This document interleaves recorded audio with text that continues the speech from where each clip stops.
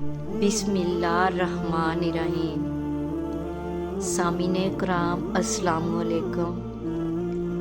सामीने कराम, अशूरी दजला की नदियों के किनारे बड़े शहरों में रहते थे। नैनवा उनके शहरों में सबसे बड़ा था। ये इनके मुल्क का दारुल हुकूमत था। नैनवा में 1 लाख से ज़्यादा लोग रहते थे। वो ज़राअत पर गुजारा करते थे। उन्होंने अपने वसी खेतों में बीज बोए और इस ज़रखेज़ ज़मीन में अपने मवेशी चराए। हमारे नबी हज़रत यूनुस अलैहिस्सलाम इसी शहर में पैदा हुए। जब वो बड़े हुए तो उसने अपनी कौम को बुतों की पूजा करते देखा।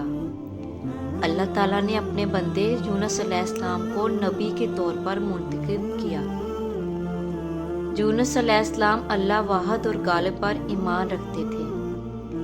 वो समझ गए कि बुत महज बेकार पत्थर है।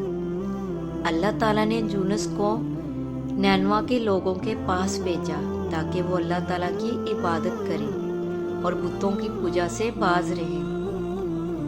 नैनवा के लोग अच्छे थे लेकिन अल्लाह के साथ शिरक करते थे। वो एक अरसा तक बुतों की पूजा करते रहे। हमारे नबी यूनुस अलैहिस्सलाम उनके पास आए। उन्होंने उनको तबलीग की। उन्होंने नसीहत की और कहा, सिर्फ अल्लाह पाक की बंदगी करो, इसके साथ किसी को शरीक ना करो। नैनवा के लोग बुतों की पूजा के आदी थे।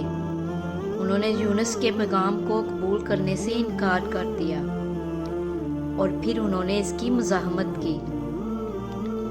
तमाम अम्बिया ने लोगों को अल्लाह की बंदगी का तरीका सिखाया जो वाहिद और वाहिद है। तमाम रसूलों ने अल्लाह की वहदानियत की तबलीग की। नैनवा के लोग राह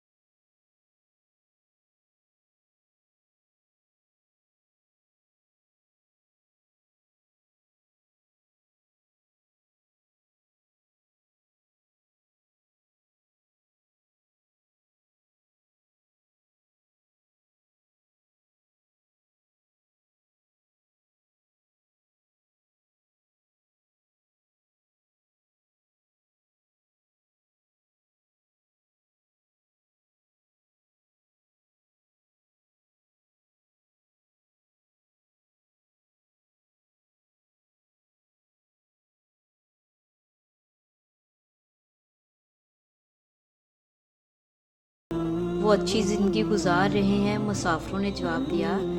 हमारे नबी यूनुस हैरान रह गए। अल्लाह ने नैनवा के लोगों को अजाब नहीं दिया था।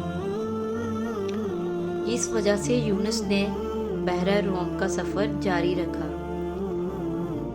पर नैनवा जो बड़ा शहर था, अब उसका हाल देखते हैं। शहर में क्या हुआ? अल्लाह ने नैनवा वालों को अजाब क्यों नहीं दिया? हमारे नबी यूनुस ने तो उनका शहर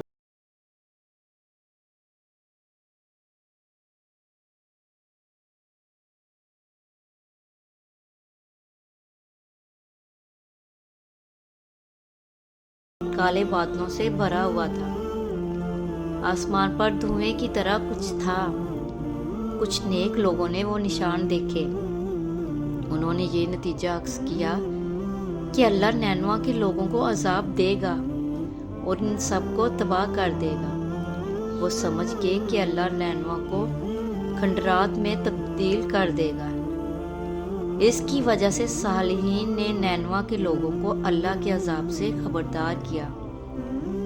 उन्होंने उनसे कहा, अपने आप पर रहम करो, अपने बेटों और बेटियों पर रहम करो।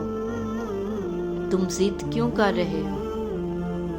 यूनुस कभी झूठ नहीं बोलता था। अल्लाह तुम्हें ज़रूर सज़ा देगा।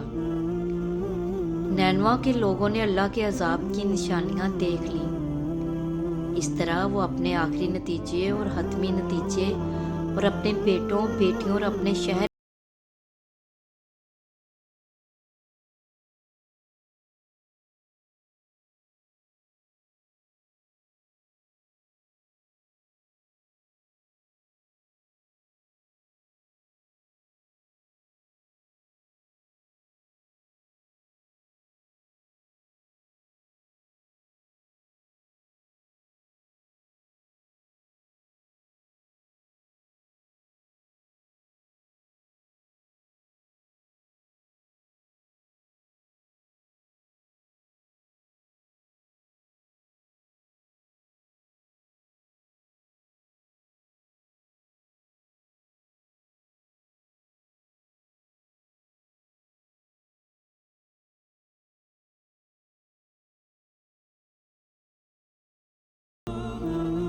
وہ ایک جگہ جمع ہوئے۔ نیک لوگوں میں سے ایک شخص نے کہا، نینوا کے لوگوں، اللہ پر اپنے ایمان کا اعلان کرو۔ اللہ اپنے بندوں پر مہربان ہے۔ اسے دکھائیں کہ آپ نے توبہ کی ہے۔ دودھ پلانے والے بچوں کو لے لو اور انہیں رلاؤ۔ اپنے جانوروں کو چراگاہوں سے دور لے جائیں، انہیں بھوکا رکھو تاکہ وہ زور سے روئیں۔ نینوا کے لوگوں نے یہ کیا، انہوں نے اپنی ماؤں سے بچے لیے۔ بچے اور ان کی مائیں ایک دوسرے کے لیے روئیں۔ بھوک کی وجہ سے جانور رونے لگے۔ اس طرح نینوا شہر میں کوئی سرگرمی نہیں ہوئی۔ نینوا کے تمام لوگ اپنے گناہوں پر روئے اور پھر اللہ واحد پر ایمان لائے۔ چنانچہ کالے بادل آہستہ آہستہ بکھرنے لگے اور پھر صاف نیلا آسمان نظر آنے لگا۔ سورج پھر چمکا۔ نینوا کے لوگ اللہ کی عظیم رحمت اور ایمان اور زندگی کی نعمت پر خوش ہوئے۔ نینوا کے لوگ اپنے نبی کی واپسی کے منتظر تھے، تاہم ان کا انتظار بے سود تھا۔ ہمارے نبی یونس کے چلے جانے پر وہ لوگ پریشان تھے اور سوچ رہے تھے کہ وہ کہاں چلے گئے ہیں۔ یونس علیہ السلام بحیرہ روم میں پہنچے۔ وہ بندرگاہ پر رک گئے۔ وہ کسی جزیرے پر جانے کے لیے بادبانی کشتی کا انتظار کرنے لگے۔ ایک بادبانی کشتی آئی۔ کشتی مسافروں سے بھری ہوئی تھی۔ جب کشتی بندرگاہ پر رکی تو کچھ مسافر اترے اور کچھ سوار ہو گئے۔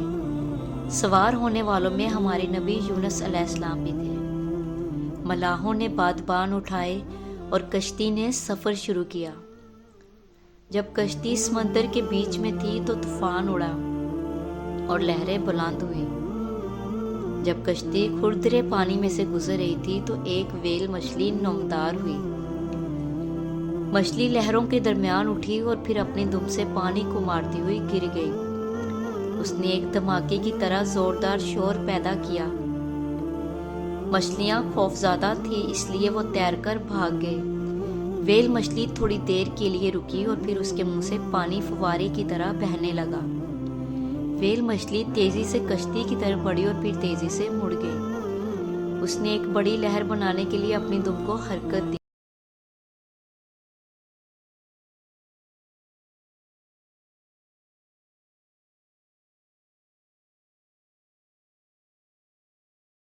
چاہتی ہے۔ ویل مچھلی بڑی تھی لیکن کشتی چھوٹی تھی۔ کشتی کے ملاح کے پاس ایک ہی حل تھا۔ مسافروں میں سے ایک کے ساتھ ویل کو مطمئن کرنا پڑا۔ چنانچہ مسافر جمع ہوئے اور کرہ ڈالا۔ کرہ رسول اللہ یونس پر پڑا۔ یونس اپنی قسمت کا بہادری سے سامنا کرنے کے لیے آگے بڑھے۔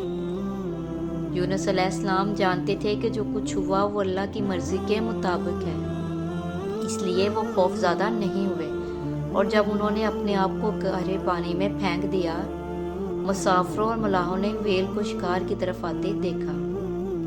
اس کے بعد انہیں کچھ نظر نہیں آیا۔ یونس اور ویل مچھلی غائب ہو گئی۔ کشتی خطرے سے محفوظ رہی۔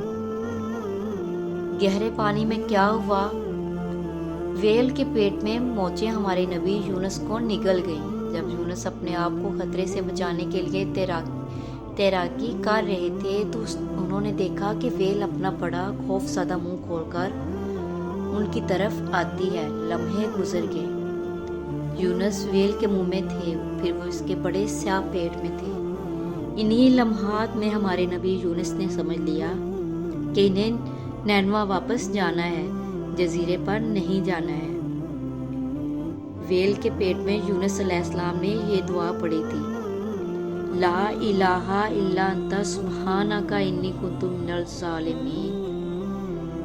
تیرے سوا کوئی معبود نہیں ہے، شان تیری ہے، یقیناً میں ان لوگوں میں سے تھا جنہوں نے اپنی جانوں پر